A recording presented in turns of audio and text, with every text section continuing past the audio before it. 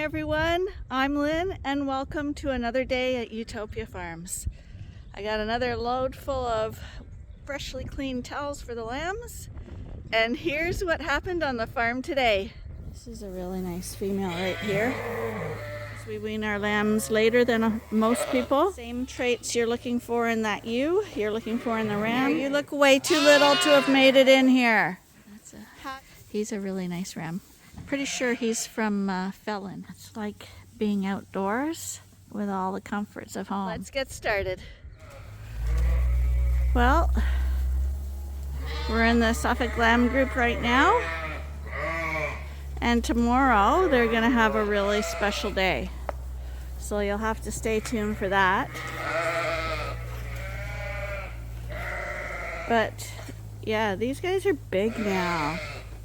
My goodness, you guys, you're so large. You're so large. How did you get to be so large? Hi.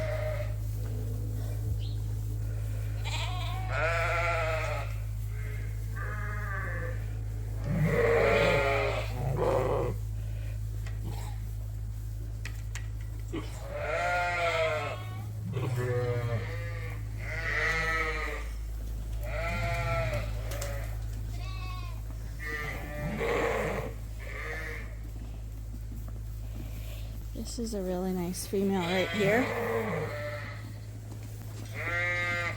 You can see when she's crowded in, like they're all squished like sardines trying to get in there. But you can see how wide that shoulder is, to say, compared to this one. Now she's could be older, I don't know. But this is what you're looking for, that nice square shoulder that follows through right to the hips. This makes a really wide loin. And you can also see that she's a very long sheep too, so it's a wide and long loin.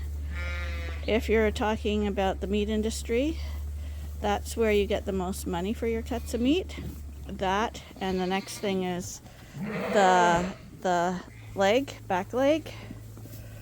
And so those are the parts you want to be watching most for, or breeding for, if you've got purebreds or commercials. But since we're breeding purebreds, that's also the type of ewe that I'd be picking for as a breeding ewe, because she's got wide hips to deliver those lambs, wide chest to support all her internal organs to make her function well and healthy. Fantastic legs. See the spread there? Nice straight legs, not straight without a hook. But I mean, they come nicely down from the hips to the ground, not pointing in, not pointing out. And because she's long, she's going to be able to deliver lambs with less chance for entanglement, because the lambs will have room to move around and get into position for delivery. If your sheep are too squat in the body, too short-loined, that's when you're going to find birthing problems. So she's a really good example standing there. When they're squished, you can see, because they're side by side, pushed in together like that. Hi, Mommy. And here's an example of a mom. Hi. She's an old girl because she's got orange tag. But you know how people say we have kind of fat Suffolks? Well, all our Suffolks came in fat, but this is why we like our Suffolks in good condition when they start to lamb, like really good condition, because they're growing these lambs really quickly, and once the lambs start nursing, all that fat's being pulled off and converted into milk for her. So she's got wool on right now. But if you sheared that off, you'd say that we were starving her. But of course we're not. But she's nursing twin ram lambs, and that's what they do. And she's still got a good udder on her. But all that fat quickly melts away. And by the time we wean the lambs off, they should have sucked her dry, literally. She won't be able to produce any more milk, the lambs will be pulled off, and she'll spend the summer getting herself back into condition. And one good thing about Suffolks is they're good eaters, and they get back into condition very easily. Like, we don't have to do anything really special for them. And same with weaning, because we wean our lambs later than most people. We wean around 3 months old, and by that time most of these ewes will have dried up on their own, because we've let the lambs naturally dry them up. The mums just literally can't produce any more milk. And Ernie will also start, when they are nearing that 12-week old age, like 10 weeks or so, he's going to take the grain off them as well, which will make it even harder for them to produce milk. And that way we don't have too many issues with mastitis. Hi. Are you glad, son? You really are. And we've been watching him since he was little, and he's still looking like a good ram to me. Same traits you're looking for in that ewe, you're looking for in the ram. Equally wide here, all the way back. That's going to pass on to his offspring. Good legs on him, really pretty head, masculine head. See, he's got a wider head, more masculine. Hi. Oh my goodness, you're lovely. He's got the nice flicks on his ears. I think he's definitely going to be one of the keeper rams.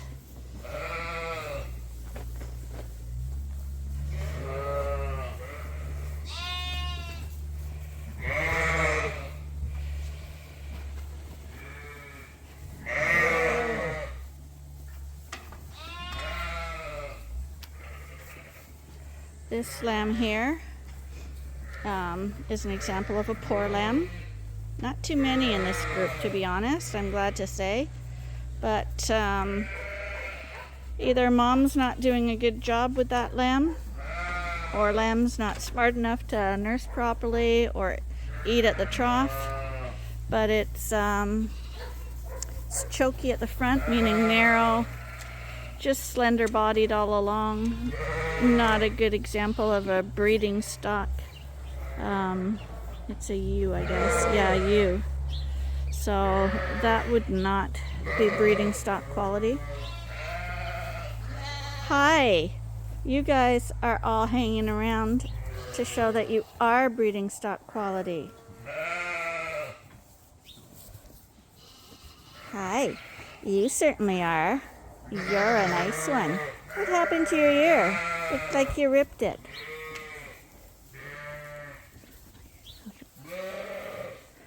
This guy even walks nice. You want those rams with that nice, stylish walk. Hi, buddy.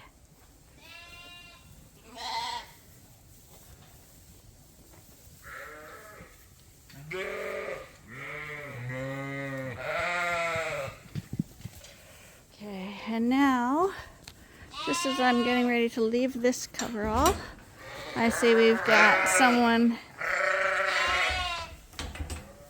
who got into the wrong pen. What are you doing in here? You look way too little to have made it in here. How did you manage that? My goodness. So we're gonna catch her and get her over. Caught the little interloper. A little bit of a catch. Luckily she was a small one. Are you an interloper? Can't you see that these sheep look a little different from the ones in your group? My goodness.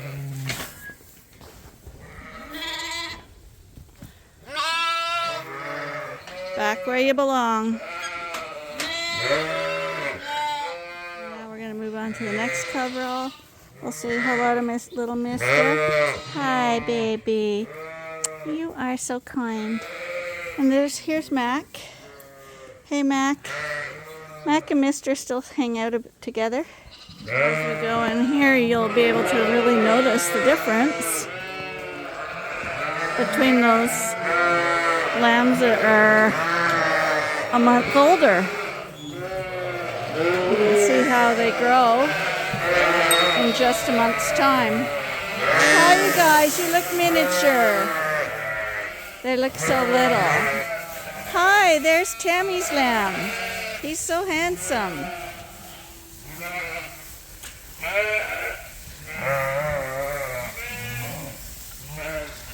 See what these lambs think about Mom's getting fed at the trough. Hi, you guys. This looks exciting. Here he is, Tammy's lamb. Oh.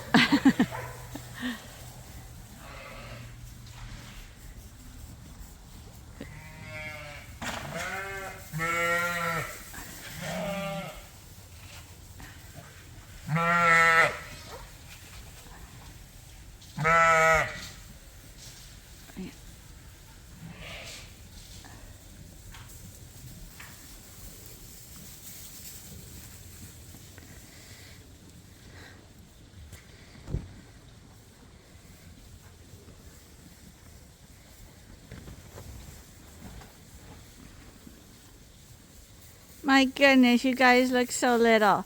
Except for you. You look like a bruiser. Oh, hello. Yes, we were talking about you. You look like a handsome bruiser. Aren't you special? That's a nice ram. Again, you see the between where his shoulder and chest are? Just like Tammy's. Shoulder to chest is very deep.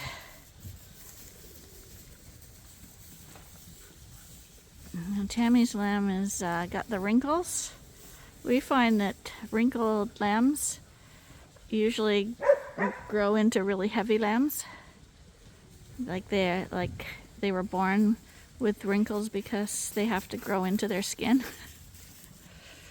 Now Ben's come in here, so they're a little curious about that. Because we try to keep the dogs out of the lamb barn. But in the coveralls, of course, the dogs are always with us.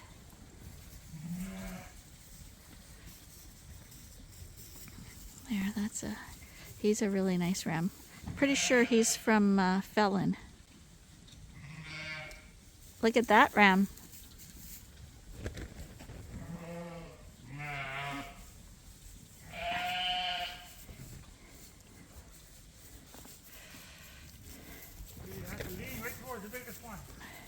That's a Felon one. He's built perfect.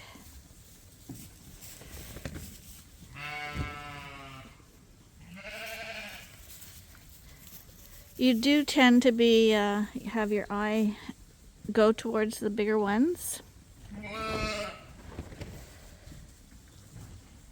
But in general, your eye is right going to those ones. I mean, you don't want to be going too tall because they become inefficient at that point. But by bigger ones, you mean the higher capacity ones, the bigger bodied, the deep chest, the wide hips, the long body. Because usually if you have that really good body, the legs should fall down right with the body and be really good too. And that's how you improve the quality of your sheep. Hi, Tammy's lamb. Aren't you spectacular? Look at Tammy's lamb. He's the wrinkle guy.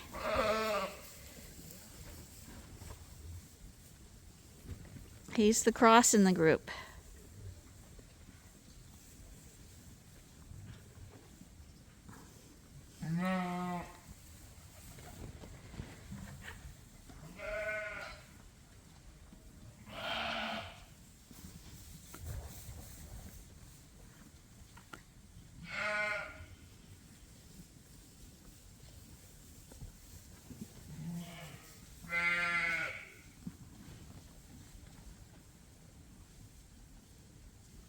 Hi. Are you a little curious? Is that a dog? Oh, good boy. You get that dog. Ben, go on.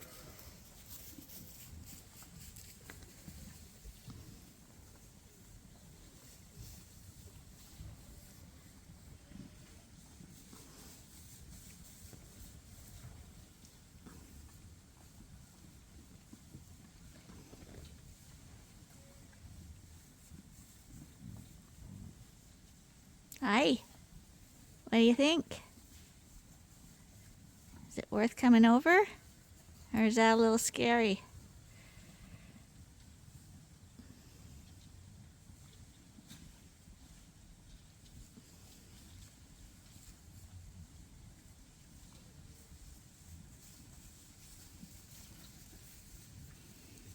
He's actually from Hannibal. And when Hannibal was a lamb, he looked and moved just like this guy. Again, it's kind of the, I call it proud. Someone asked me what proud was, but it's the way they hold themselves with confidence, and they walk like they're the king of the flock already. I see him going after Ben there.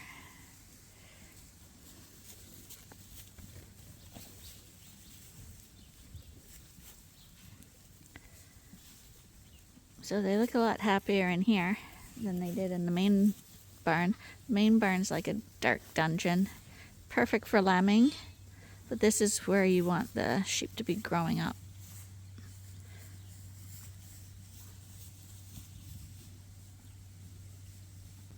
It's like being outdoors with all the comforts of home.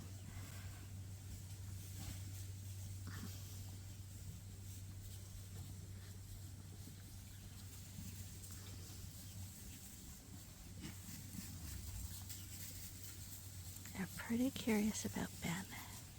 Where are you going, Ben? Ben?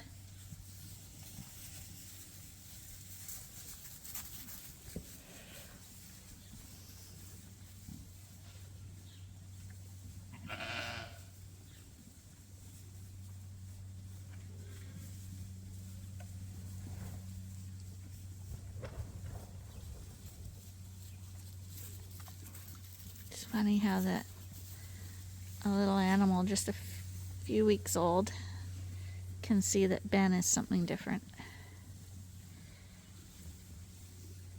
Anyway, chores to do, and our accountant's coming over today. What are you doing, Ernie? I'm going to the shop to make my super box. Who's that in front of you? Where? A stranger. Oh, Matt? One of my silent partners that I support financially. And it's, you know, the worst thing about this is, it's a partner I don't want to have either. But it's a partner by law I have to have. Did you know They're that? forcing me into You know I've been with Matt longer than I've been with you. What do you mean? You spoke with Matt? You've been. I figured you've been working with me for 20 years now. Oh, what can I look forward to as an anniversary gift? Yeah. I think maybe we should get him a Ewetopia Farms mug. That must be why you told me to leave my other bookkeeper so much. You wanted me to go to Matt. There must be something behind that. Just had a little lamb. She might have another one, so I'm just gonna go in the barn and get the jug ready, and then we get this lamb in, and we'll check to see if she has another one. In the meantime, well, I'm pretty sure she has another one there. It looks like it's moving. So, and I'll just leave her alone for a few minutes, and I'll be right back. So as I was getting the jug ready, in about a couple minutes, she put out her other lamb. And I would probably still check her again. I don't trust this at all. Could be another triplet. But I'm going to get these in the jug, get them calmed down. I can tell you right now, the size of her teeth, she's got lots of milk. but we'll find that out in a second. So we'll just clean this little guy up. He's looking a little ratty looking. Hey, buddy. Hey. Hey, Mom, come on, check your lamb out. Come on.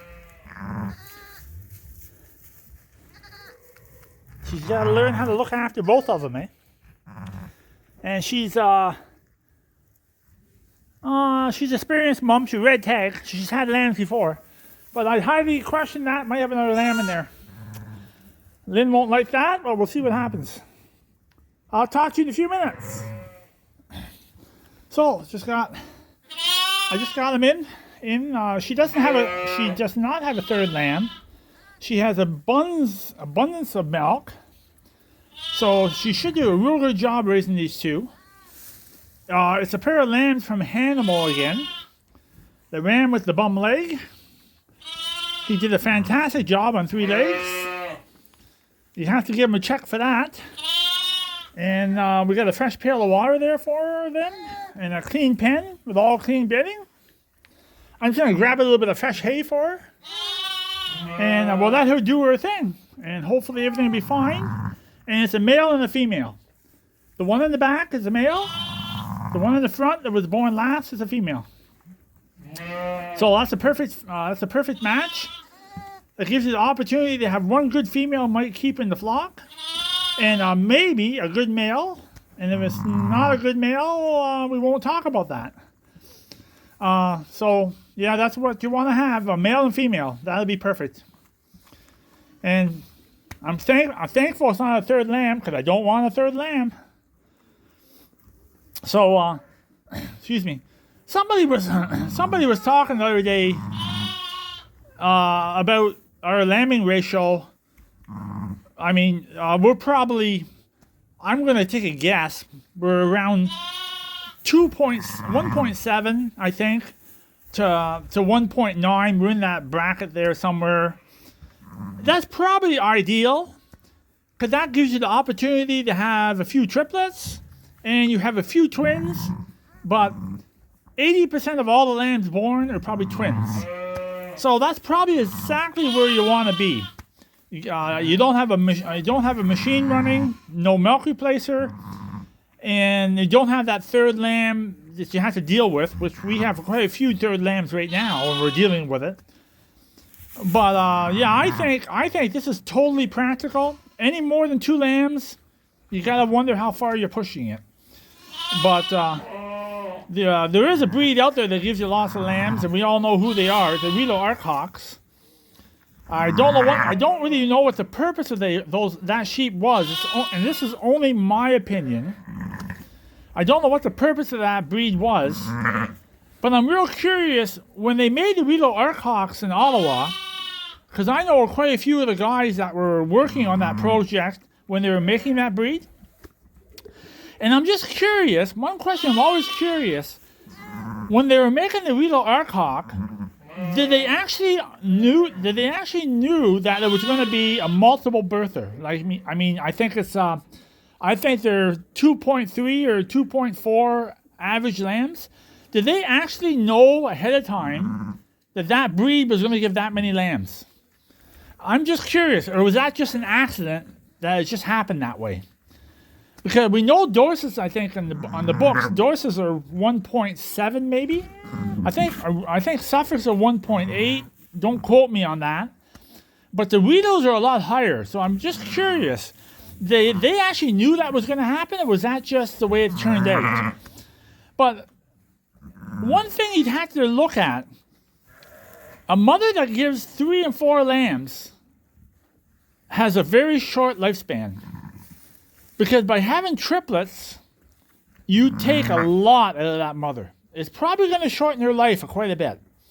So you really have to measure that too. So I have an extra lamb, but the mother's only going to be around for a lot shorter time.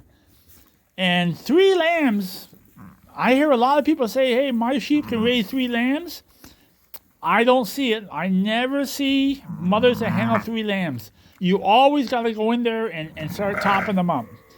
But yeah, there are people out there that take the lambs on 35, 45 days, and they pull them right off the mothers, and they put them on solid food. Not really on board with that either, but it works for some people. It's great, but it doesn't work too good here. But this is only my opinion, and I'm not trying to degrade anybody or talk bad about anybody that have Riedel Arcocks. There's a purpose for Riedel Arcocks. In my eyes, there's only one purpose for a Riedel Arcock. You want a breed, you want the mother Riedel, and you want the F1 cross, that you breed the Riedel through a Texel or a Suffolk, and you get those F1s, and now you've got a meat that has a higher lamb ratio. But to breed Riedels is totally impractical in my eyes. I don't even know why you would go down that road. But that's the only purpose for a Riedel. I mean, only my opinion again, a Riedel is not even a meat sheep. It's a baby machine. And that's all what they're really, that's their main purpose of what they do. They make babies.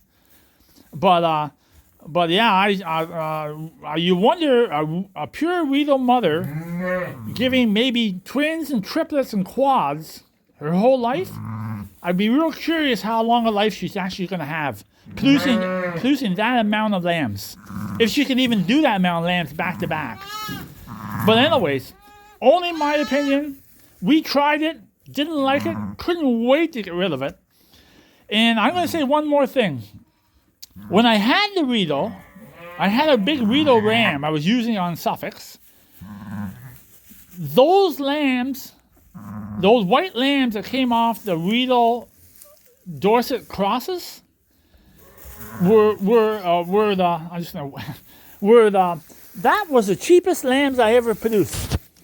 I mean, what I mean by cheap lambs, they were the lowest priced lambs I ever sent to market. Last year, we sent pure Dorset lambs to the market with pure Suffolk lambs. So on the 20-foot trailer, I had 34 lambs, I think, that day on the trailer. And half of them were Dorsets and half of them were Suffolk lambs. And it was the highest price I ever had in my life. And I'm not going to say the price because that's going to be an argument if I tell you the price. The price is overwhelming. It was an unbelievable price on 34 lambs.